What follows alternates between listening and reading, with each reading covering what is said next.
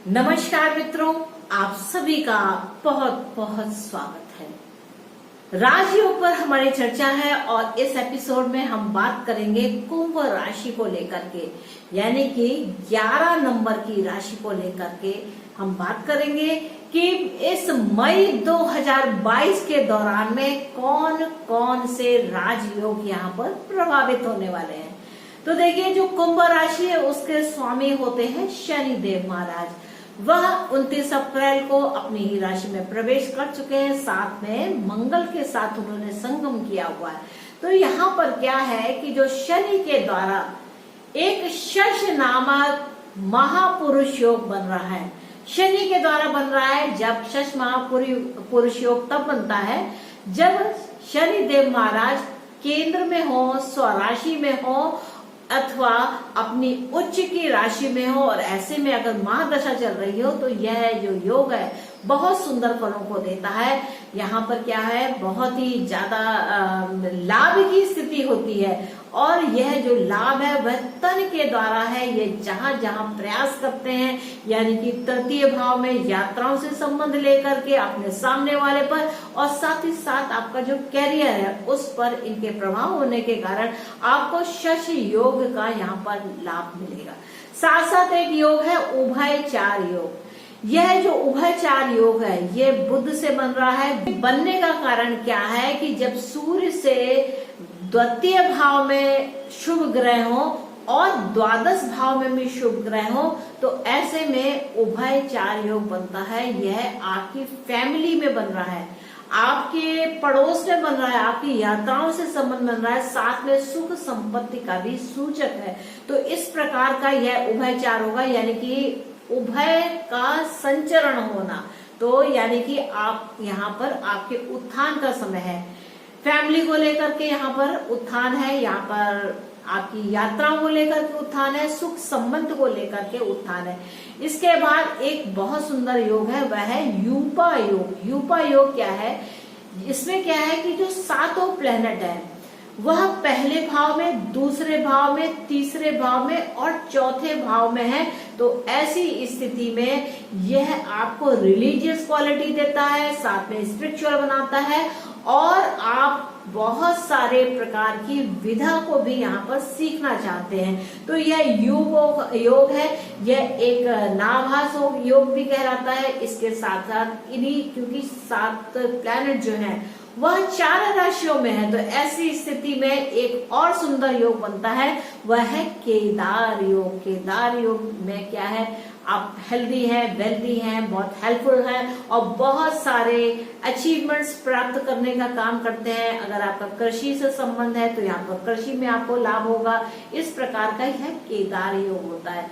इसके साथ साथ यहाँ पर क्या है कि गुरु और शुक्र से काहल योग का निर्माण हो रहा है। इसमें क्या है, व्यक्ति काहल क्या है कि बोल्ड होता है, स्ट्रांग हो जाता है, एक बड़ी आर्मी को लीड करता है। काहल का यानी कि पक्षियों से संबंध है। और इसमें क्या है कि जो तो लग्न का स्वामी जो शनि है वह लग्न में ही है, और साथ में जो शुक्र देव महाराज है वह उच्च के होकर के यानी कि चौथे भाव के स्वामी फैमिली में है। तो यहाँ पर क्या है, ये जो सुंदरता है, ये जो लाभ है या धन संपत्ति का एकत्रीकरण है, वह सब आपकी फैमिली में यहाँ पर होने जा रहा है। आपके पास अच्छा खासा धन एकत्र होगा, यात्राओं से यहाँ संबंधित, साथ में सुख संबंध, माता के संबंध में सुख संबंध के भी यहाँ पर भाव मिलते हैं। एक योग यहाँ पर बन रहा है शंख योग। शंख योग क्या है, वह चंद्रमा और बुध से बन रहा है। ये इसका जो फल है वह इस प्रकार है कि इसमें वेल्थ रहती है, अच्छा स्पाउस होता है, सुख मिलता है, आपका कारोबार पति का या पत्नी का या स्पाउस के कारोबार, क्योंकि अगर सप्तम स्थान से देखा जाए तो यह दसम स्थिति बनती है। तो ऐसी स्थिति में आपका जीवन साथी, आपकी पार्टनरशिप यह जो है बहुत लाभ देने वाली बनती है। एक पारिजात योग बनता है। इसमें क्या है कि आप, ये शनि से बन रहा है और शनि और शुक्र से बनता है। शनि चूंकि अपनी ही राशि में और नवमांश में अगर इनकी स्थिति देखते हैं तो यहाँ पर क्या है, शनि की स्थिति तुला राशि में आती है, यानी कि उच्च में परिणाम देने वाली है। तो यानी कि जीवन साथी को लेकर के यहाँ पर आपको बहुत अच्छा परिणाम यहाँ पर दिखाई देगा।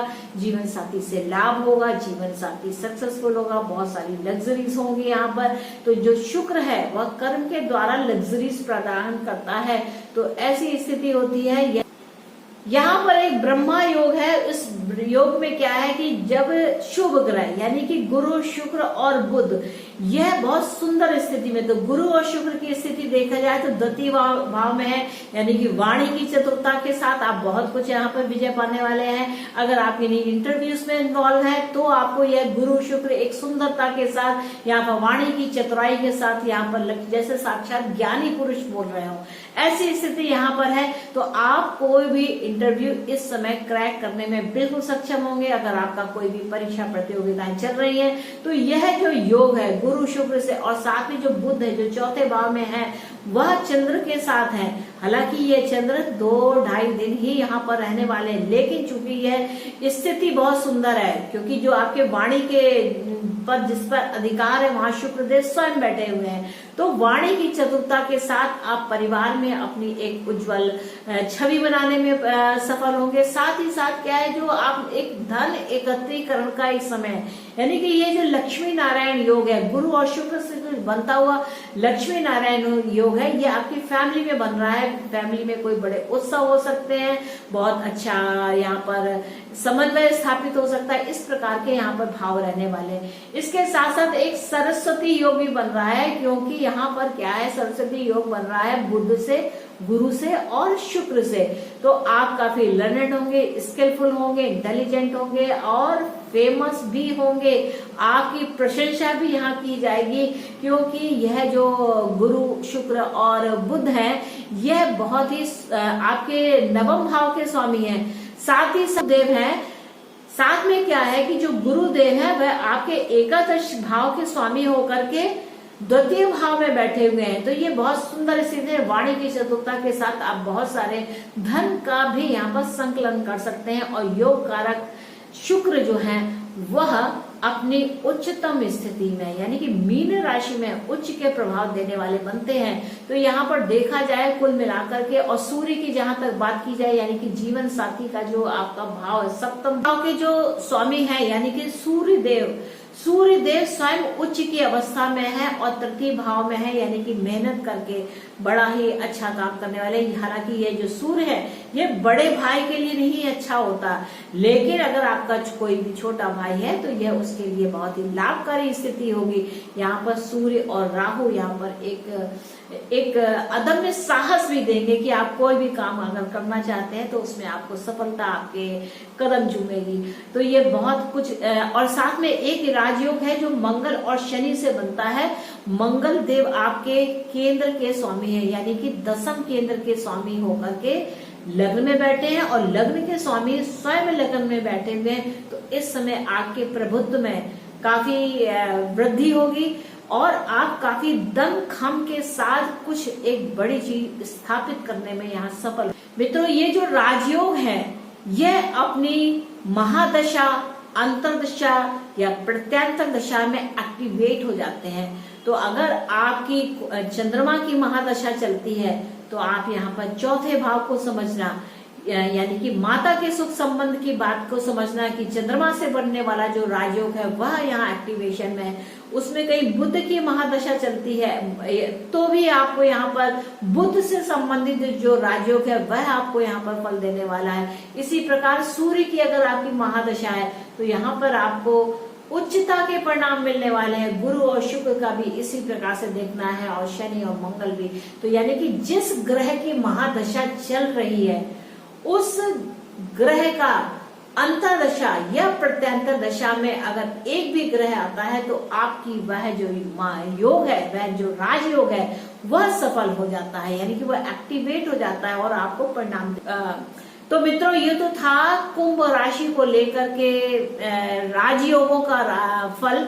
और आशा है कि आपको मेरा यह एपिसोड अच्छा लगा होगा और आपने मेरे इस एपिसोड को अगर एंजॉय किया है तो इस चैनल को लाइक करें, शेयर करें, सब्सक्राइब करें। और अगर आप पहली बार देख रहे हैं और आपने सब्सक्राइब नहीं किया है तब तो आपको सब्सक्राइब करना बहुत ही आवश्यक है। तो मित्रों, मुझको आज्ञा दीजिए, मिलेंगे अगले एपिसोड में पृथ्वी तत्व की राशियों को लेकर के। तब तक के लिए नमस्ते और चैनल जरूर सब्सक्राइब कर लीजिएगा।